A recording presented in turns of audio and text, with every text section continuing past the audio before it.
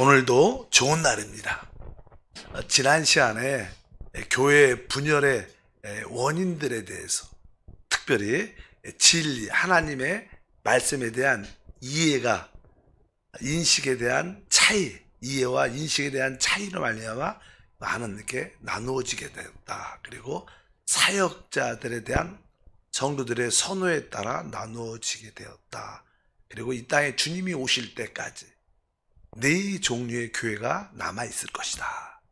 그래서 이 땅에 현존하는 4개의 교회가 있을 것이고, 어제도 지난번에 말씀드린 캐톨릭 유형의 교회, 개신교 유형의 교회, 또 이 캐톨릭과 개신교가 부족한 것을 다 배제했던 형제 스타일의 형제 사랑으로 구성된 그런 교회, 그 다음에 오순절 계통의 그런 교회가 있을 것이다. 그러나 중요한 것은 우리가 어디에 속했든지 그 안에서 이기는 자로 남아야 될 것이다. 이렇게 주님께서 우리에게 보여주셨습니다. 오늘은 특별히 그러면 이 분열되고 당을 짓는 사람들이 생기는데, 이 분열되고 당을 짓는 사람들의 그 특징이 무엇인가? 이 특징은 일단은 이 분열되는 사람들의 특징은 아주 마음이 쉬운 말로 좁다는 것입니다.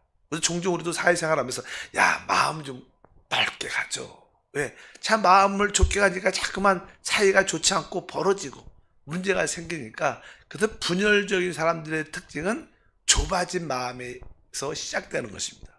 고린도 후서에 그런 말씀이 나옵니다. 6장 12절과 13절에 너희가 우리 안에서 좁아진 것이 아니라 오직 너희의 심정에서 좁아진 것이니라. 내가 자녀에게 말하듯 하노니 보답하는 것으로 너희도 마음을 넓히라. 그래서 우리가 한 몸을 이루려면 우리는 마음을 활짝 넓혀서 다 받아들이는 그런 지혜가 필요합니다. 우리 모두는 주님 안에서 하나님의 자녀로서 형제와 자매입니다. 그러니까 우리 가족 안에서 다 서로 받아들여야 된다. 분열은 좁아진 마음에서 나온다. 그래서 특별히 우리 가르침만, 우리가 믿는 것만 진짜다, 이렇게 자꾸만 강조를 하다 보면 다른 사람과 이렇게 나눠질 수밖에 없습니다. 우리가 진리신 예수 그리스도에 대한 그것만 붙잡고요, 그 외에는 조금 차이점이, 이해가 좀 달라도 서로 포용할 수 있는 넓은 마음을 가져야 우리가 하나됨에서 이길 수 있다. 특별히 우리는 하나님의 성에 속해 있고 오순절 교회 개통의 교회입니다. 그래서 우리 보통 이렇게 오순절 교회 개통에서 그 안에서도 방언을 강조하는 어떠한 부류가 있고, 또 어떤 부류는 또 다른 외적인 은사들, 여러 가지 그런 보여지는 그 표적들, 이런 걸 강조하는 사람들이 많아요. 그러나 그런 것들도 다 우리가 넓은 마음에서 어느 정도는 수용할 필요 있고, 우리가 그것을 고집할 필요는 없지만 우리가 그 안에서 그리스도 안에만 있다면 우리가 다 받아들일 수 있는 그런 은혜가 함께해야 될 줄 믿습니다. 그리고 이제 고린도 후서 6장 11절에도 말하죠. 고린도인들이여 너희를 향하여 우리의 입이 열리고 우리의 마음이 넓어졌으니. 그래서 항상 좁아진 마음을 이게 넓히는 마음을 갖고 있어야 당하지 않고 분열되지 않고 하나 될 수 있다. 두 번째, 이게 분열되는 사람의 특징은 어떤 같은 맥락이지만 이렇게 자신을 높인다는 뜻은 교만하다는 뜻입니다.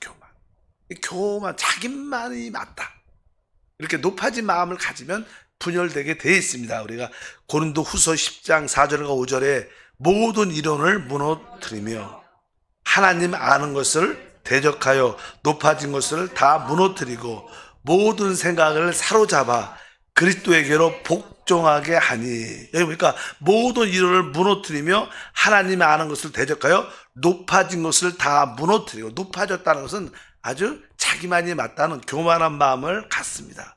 이 분열적인 사람들의 특징은 자꾸만 남들을 판단하고 비판하고 가르치려고만 하지 들으려고 배우려는 마음이 없어. 특별히 우리가 그냥 이단들하고 대화를 우연히 하게 되면, 그들하고 대화를 하면 우리한테 자꾸만 무엇인가를 가르치려고 이게 맞다 가르치려고만 하지 우리가 또 다른 말씀을 이렇게 설명을 하면 받아들일 마음은 전혀 없습니다. 그들은 받아들일 마음이 없습니다. 그냥 작게 맞다 그것만 가르치려고 그러지 또 성경에 이런 말씀이 있지 않냐 이렇게 해도 그들은 아예 배우려고 받아들일 마음을 콱 닫았기 때문에 결국 그들은 분열됐죠. 나누어졌습니다. 이것을 우리가 분명히 알고 우리가 높아진 마음 교만한 마음을 가지고 있다는 사람들이 대부분 그런 사람들이 당을 짓는 것이다. 그래서 우리만이 그리스도 안에 속해 있다. 우리만이 하나님께 속해 있는 자들이다. 그래서 14만 4천 명 우리가 그 안에 들어와야 된다. 이런 것들은 대부분 사실 분열적이고 당을 짓는 이단적인 요소가 많습니다. 그래서 우리가 그런 분별력을 우리가 가져야 될 줄 믿습니다. 그리고 이제 이 분열적인 사람들은 사실은 영적으로 보면 자기들은 지혜롭다고 생각을 하지만 사실은 진짜 뭐예요? 어리석은 자죠. 어리석은. 속이 좁으면 어리석게 돼 있습니다. 그래서 이런 사람들은 자칭 지혜롭다고 말을 하지만 사실은 가장 어리석은 자들이다. 이렇게 말씀을 드릴 수 있습니다. 그러니까 어리석으니까 사실 자기들이 속임을 당하면서도 모르는 거예요. 이단에 빠진 사람들이 그런 거죠. 어리석기 때문에 속임을 당하면서도 그런 것을 이해할 수가 없어요. 깨닫지 못합니다. 어리석으니까 그렇다는 거예요. 우리가 진짜 지혜가 있다면 이게 아니다. 종종 그런 잘못된 데서 나온 사람들 보면 어떤 지혜가 있죠. 야 내가 그곳에 있을 때는 눈이 어두워서 못 봤는데 다시 한번 보니까 그렇지 않더라 그러면서 어쩌든지 성경에서는 말씀을 합니다. 한번 보면 고린도후서 11장 19절과 20절에 너희는 지혜로운 자로서 어리석은 자들을 기쁘게 용납하는구나. 누가 너희를 잡아먹거나 빼앗거나 스스로 높이거나 뺨을 칠지라도 너희가 용납하는 도다.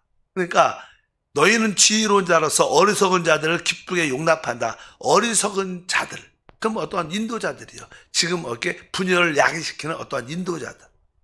잘못된 사람들, 교주 이런 사람들도 다 이게 그런 어리석은 자들을 너희가 그 앞에 보니까 너희가 지혜로운 자로서 어리석은 자니까 사실 이거는 반어법입니다. 고린도 교회 성도들이 지혜롭다는 게 아니라 사실 너희가 진짜 어리석은 자다. 그러니까 어리석은 자들을 어떻게 받아들인다. 그러면서 뒤에 보니까 너희를 종으로 삼고 잡아먹는데도 알지 못한다는 겁니다. 또 그리고 뺨을 칠지라도 너희가 잘 용납한다. 이렇게 말씀을 하는 겁니다. 그래서 어리석은 사람들은 이게 분열 가운데 속한 사람들은 되게 어리석은 사람입니다. 교회 안에서도 우리 여러 교회들이 안 하면 교회 안에 어떤 분쟁과 당을 짓고 교회 안에서 싸운 분도 많아요. 그래서 어떤 사람들은 이쪽에 속했고 어떤 사람들은 이쪽에 속해갖고 막 부딪히고 근데 시간이 지나면 모든 문제가 다 가라앉으면 내가 그렇게 그때 어리석은 일을 했지 이런 이야기를 하는 분들이 있습니다.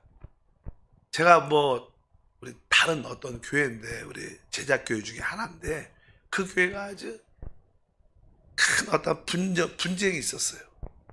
근데 그 교육자가 그 당시 그 교회에 있었는데 그분이 말할 때 이렇게 표현하더라고요.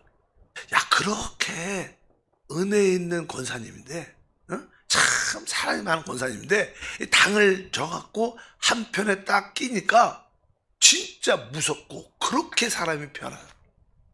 그렇게 은혜 있고 그렇게 사랑이 많은 권사님인데 어떤 당을 이렇게 이쪽과 이쪽에 나누어져 갖고 부딪히게 됐는데 그래서 결국 담임 목사를 반대하고 막 그런 모습이 돼. 근데 그 전사님 말에 의하면 그렇게 사랑과 은혜가 있는데 그런 당에 속해갖고 막 반대하는 모습이니까 진짜 자기가 충격받았다. 진짜 귀신 같더라. 그렇게 변할 수가 있는. 진짜 그런 느낌, 진짜 지혜로운 사람들, 어리석은 진짜 그런 사람이 돼갖고. 그래서 우리가 분명히 알아야 됩니다. 우리의 모든 목표는 뭐예요? 하나됨 안에 있는 거예요. 하나됨 안에 있으려면 늘 우리가 말하는 거예요. 십자가를 붙잡고 있어야 돼. 십자가를 짓지 않으면 절대로 하나 되지 않습니다. 그래서 우리가 십자가를 지면 그래 내가 끝나면 사실 주님 안에서 성령 안에서 하나 될 수 있는 그런 은혜가 함께 할 줄 믿습니다. 어리석기 때문에 속임을 당하고 빼앗김을 당하고 종노릇해도 깨닫지 못하는 거. 나중에 멸망한 다음에 후회해도 그때는 늦은 겁니다. 그래서 분명히 우리가 알아야 된다. 그래서 고린도후서 12장 11절에 나는 사도 바울이 답답하니까 이 사도 바울이 사역을 할 때 처음에는 그 교회를 고린도 교회를 세우고 진짜 사도 바울을 천사처럼 하나님의 종처럼 잘 섬기고 따르다가 또 예루살렘에서 잘못된 가르친 지도자들이 어떤 율법사들이 와갖고 자꾸만 잘못된 가르침을 가지니까 그 어리석음으로 인하여 그 잘못된 가르침에 빠지고 나서 사도 바울을 이렇게 대적하고 반대하고 사도 바울은 진짜가 아니다. 예루살렘에 있는 진짜 베드로, 요한 이런 사람이 진짜다. 막 그러면서 사도 바울을 아주 무시하고 대적하는 그런 사건이 기록되면 사도 바울이 그렇게 표현합니다. 고린도후서 12장 11절에 보니까 내가 아무것도 아니라 지극히 크다는 사도들보다 조금도 부족하지 아니하니라. 워낙 답답하니까 처음에는 잘 받아들이다가 그냥 그 예루살렘에 있는 그 큰 사도들, 뭐 베드로, 12사도죠. 뭐 우리 사도 바울도 사도잖아요. 주님께서 부름을 받아 보내심을 받죠. 다음에 도에서 직접 만나는데 그러니까 직접 그러나 사도 바울은 직접 예수님이 살아있을 때 모습을 보지 못하니까 진짜 사도는 그 12사도가 사도지 사도 바울은 진짜가 아니야. 막 이렇게 그렇게 무시하고 그런 모습을 막 분위기를 일으키는 거. 그러니까 나는 사도 바울이 내가 아무것도 아니지만 지극히 크다는 사도보다도 조금 부족하지 않다. 얼마나 답답하면 이런 얘기를 했겠습니까? 그래서 바로 이 사도 바울의 안타까움에 대한 표현을 그렇게 합니다. 그래서 그러면서 이제 다시 한번 얘기하는데 12장 12절이 보니까 사도의 표가 된 것은 내가 너희 가운데서 모든 참음과 표적과 기사와 능력을 행한 것이라. 진짜 사도의 표가 무엇인지 아느냐? 그것은 첫 번째가 모든 참음, 견딜 수 있는 어떤 환경 가운데 견딜 수 있는 심. 우리 뭐 한세 교회도 대학 발전을 위해서 이렇게 교회를 이렇게 이전해야 되는 그런 상황이 있어요. 앞으로 교회가 하나의 큰 문제죠. 우리 문제가 아니 문제보다 뭐 앞으로 좋은 일이겠죠. 근데 나는 대학에서 계속 이렇게 있으면 여러 가지 교육부에서 종교 시설을 이렇게 옛날과 달리 그렇게 금지되어 있는 그런 요소가 사실이죠.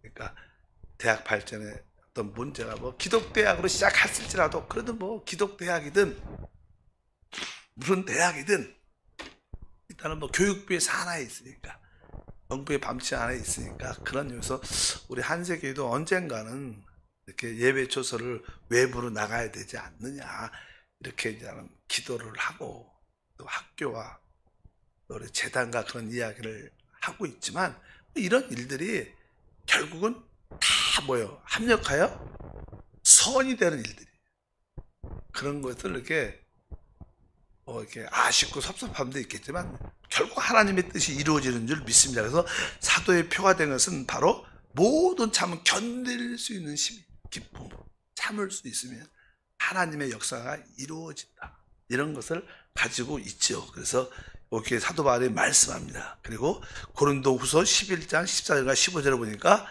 이것은 이상한 일이 아니라 사단도 자기를 광명의 천사로 가장하나니 그러므로 사단의 일꾼들도 자기의 의의 일꾼으로 가장하는 것이 또한 대단한 일이 아니니라.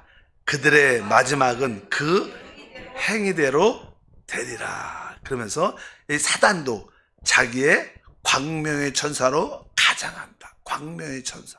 그러니까 겉으로 보면 천사처럼 아주 좋은 뜻으로 어떤 일을 행하지만 사실 그 배후에는 아주 사단의 악한 계략이 있는 것을 분명히 알아야 됩니다. 어차피 교회가 그 하나됨을 지켜야 된다.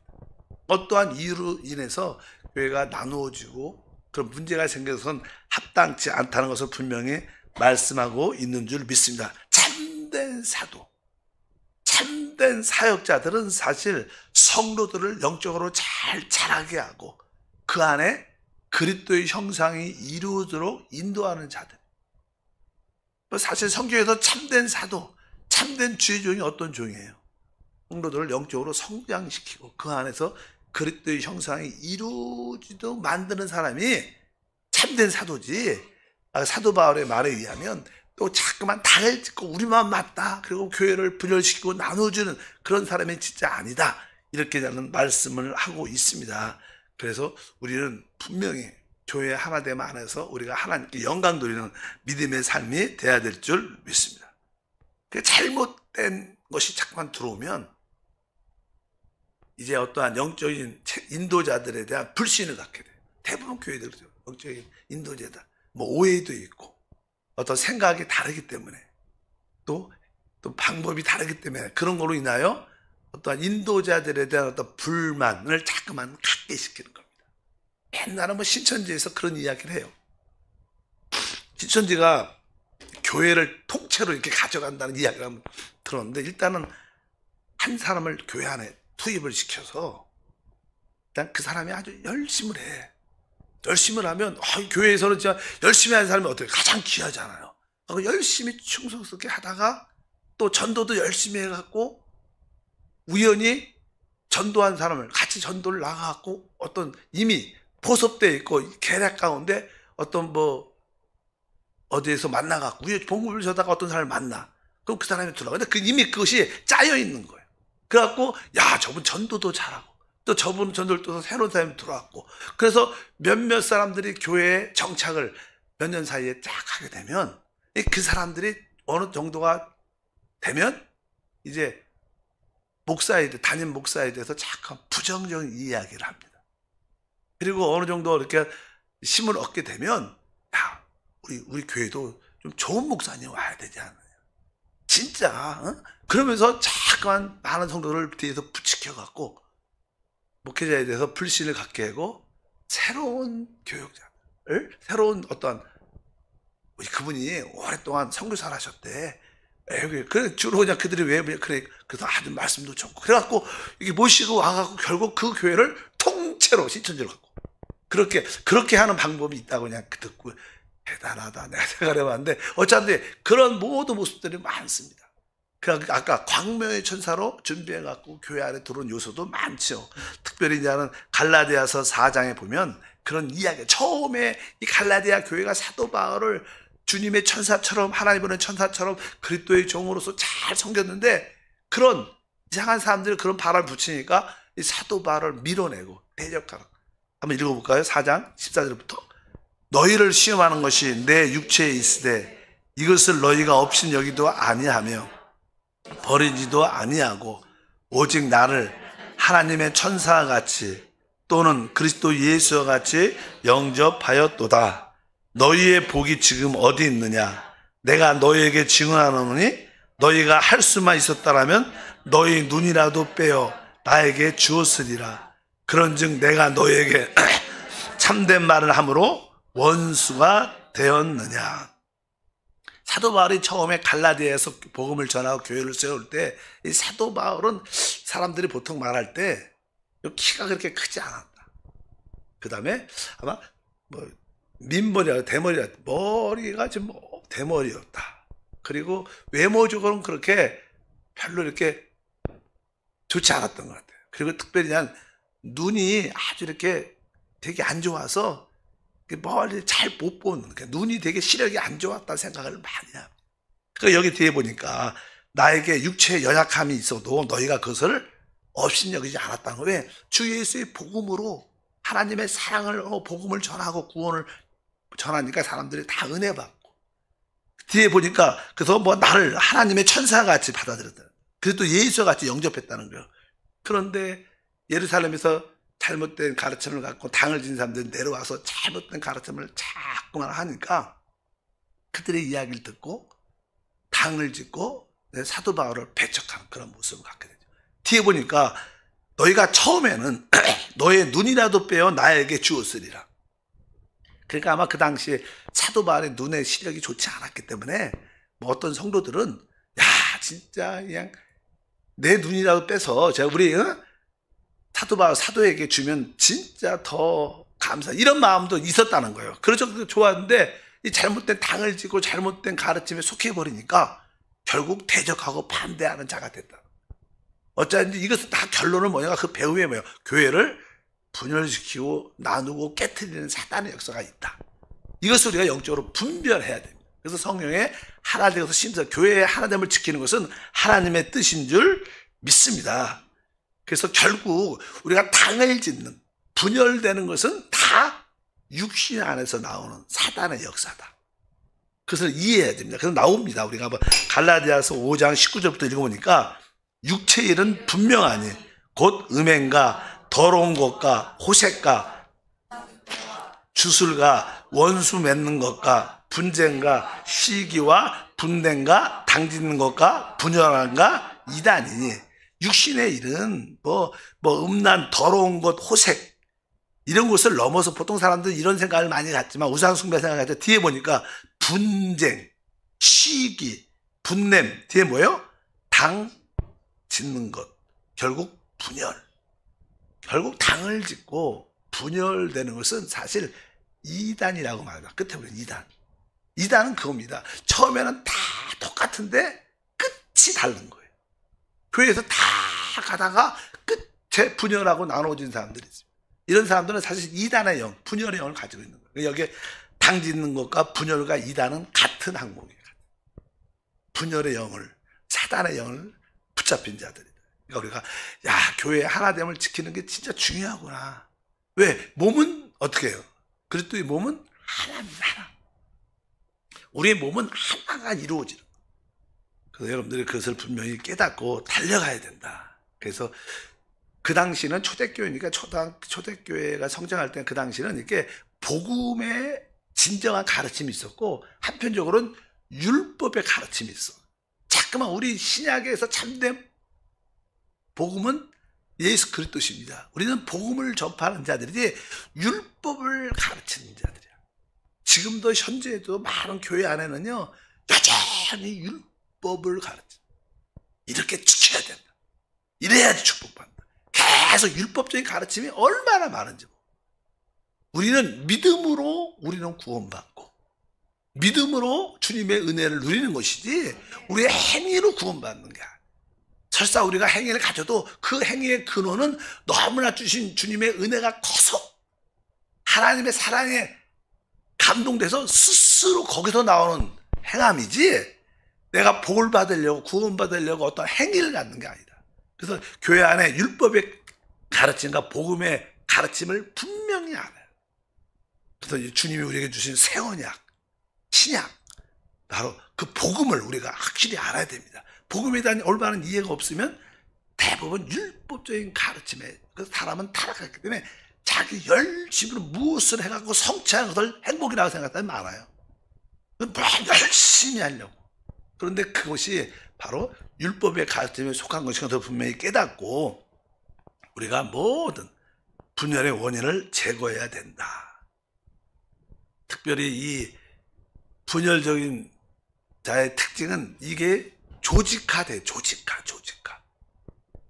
그래서 그냥 조직화가 됐다는 것은 우리가 알다시피 그냥 우리 한국의 그 대기업이 뭐예요? 조직화가 됐고 거기에 지부가 있고 산하에 많은 기관들이 있잖아요. 그래서 위에서 명령을 하면 그 모든 일들이 그 조직화에 대해서 매년 이러한 성과나 이러한 목표를 달성해야 된다. 이 조직화가 되어 있습니다. 본부가 있고 지부들이 쭉 되어 있죠. 교회는 그러나 그런 조직과 본부와 지부로 우리의 본부는 사실 하늘이죠. 하늘. 우리의 본부는 성령이십니다. 우리는 성령을 따라 주님을 섬기는 것이지 어떤 조직을 따라 조직에서 명령한 것을 지키기 위해서 행하는 게 아닙니다. 사실 교회가 이 유기체가 아니라 생명이 아니라 조직이라면 기도할 필요 없어요. 그냥 위에서 올해 목표는 이렇다. 방법은 이렇게 할 것이다. 이렇게 지시한 대로 해라. 그럼 뭐 기도할 필요가 뭐 있어. 그냥 그 목표대로 하면 되지. 그럼 교회의 모든 목표와 방향은 성령이 하시는 거예요. 그래서 우리가 분열되는 주된 이유 중에 하나는 조직화가 되면 그래서 우리는 우리는 생명으로 이루어진 유기체다. 그래서 이제는 이 교회가 이제 점점점 조직화가 되면 교단이 돼요. 교단. 교단에는 뭐 총회장이 있고 부총회장이 있고 책임자들이 있죠. 그러니까 거기서 명령한 대로 대부분 이루어져. 나 자칭 그들은 기도한다고 말하지만 뭐 기도해. 그냥 회의해 갖고 이렇게 결정하자. 제가 옛날에 뭐 이렇게 여호와의 증인인가 거기에 다녔던 거기서 다녀갖고 회심해갖고 돌아온 목사님하고 대화를 해봤는데 진짜 그 여호와의 증인인 거예요. 여호와의 증인인데 자기가 그걸 다녀봤는데 거기는 모여서 회의를 하고 거기는 기도를 하고 기도. 모든 걸 결정할 때 그냥 회의해갖고 딱 하고 그냥 모든 걸 거기는 성령의 감화 감동도 없고 그 다음에 그거는 그냥 회의에서 기도하는 게 없대요. 사실 기도는 우리가 성령의 인도를 받기 위해서 기도하는 거죠. 그러니까 뭐 조직이니까 그냥 뭐 회의를 딱 끝나면 모든 것이 결정되는. 그 얘기 듣고 그런 차이가 있구나. 그래서 조직이라고. 그래서 교회가 분열되는 이유 중에 하나는 조직화되면 분열되는 요소를 많이 갖고 있는 것을 분명히 아시길 바랍니다.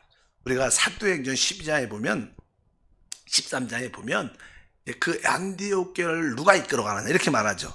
13장 2절부터 주를 섬겨 금식할 때 성령이 이르시되 내가 불러 시키는 일을 위하여 바나바와 사울을 따로 세우라 하시니 이에 금식하며 기도하고 두 사람에게 안수하여 보내니라. 그러니까 안디옥 교회 어떠한 사도들을 보낼 때 선교사를 파송할 때 누가 주를 섬겨 금식할 때 성령이 말씀합니다. 그래서 우리 모두가 기도함으로 성령의 인도를 받는 교회, 그러한 교회가 아닌가. 그래서 하나님의 방법은 바로 성령의 인도를 받는 것이다. 그러나 항상 조직으로 이루어지는 그런 방법은 합당치 않다. 그래서 우리는 사람의 일이 아니라 진리의 성령의 말씀을 따라 순종해야 된다. 이렇게 말씀하는 줄 믿습니다. 제가 아까 우리 한세 교회 외부로 이전하는 그런 문제가 이제 우리 앞에 있어요. 실제로 이거 오래전부터 있었던 일인데 앞으로 이런 일들이 여러분들이 새벽에 기도할 때마다 뭐 시간이 지나면 어떤 그런 소문이 있대냐 이렇게 들을 수 있죠. 들을 수 있어. 그래서 제가 말을 하는 거예요. 그래서 이번 주부터 한번 우리가 기도하면서 하나님이 예배하신 그 예배 초소가 어디 있는가 합력해서 잘. 근데 하나님이 항상 좋은 일을 주시는 거예요. 진짜 좋으신 하나님. 그리고 어쩌면 진짜로 우리 한세 교회를 하나님이 기도시키고 마지막 때 좀 이기는 그러한 그리스도의 신부로 세우려는 하나님의 역사다. 마지막 때는 이렇게 그런 모습의 교회가 승리합니다. 우리가 뜨겁지도 않고 차갑지도 미지근한. 그리고 여러분들이 언제나 하나님의 때에서 이렇게 외부에서 우리가 어떤 장소를 갖고 예배를 드리게 되면 진짜 여러분의 집 같으죠. 뭐 여기도 여러분 우리 집이지만 좀 더 어떠한 기쁨이 더 많지 않을까. 그래서 여러분들이 이 마지막 때 그것을 기도해 주시면 하나님의 뜻만이 이루어질 줄 믿습니다. 하나님 감사합니다. 믿음으로 기도하고 간구합니다. 성령의 은혜가 우리 가운데 함께하게 하옵소서. 교회가 생명으로 하나됨을 지킴으로 하나님의 뜻을 이 땅에, 하나님의 통치를 이 땅에 가져오는 교회로 사용해 주시고 우리 성도를 축복해 주옵소서. 주 예수 이름으로 기도합니다. 아멘. 하늘에 계신 우리 아버지여, 이름이 거룩히 여김을 받으시오며 나라가 임하시오며 뜻이 하늘에서 이루어진 것 같이 땅에서도 이루어지리라.